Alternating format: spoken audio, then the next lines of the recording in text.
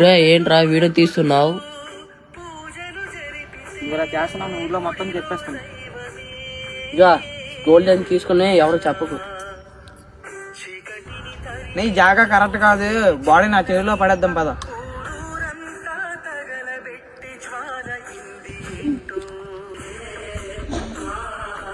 ఈ గోల్డ్ని తీసుకుని మా తిరిగిస్తే చాలా సంతోషంగా ఫీల్ అవుతుంది.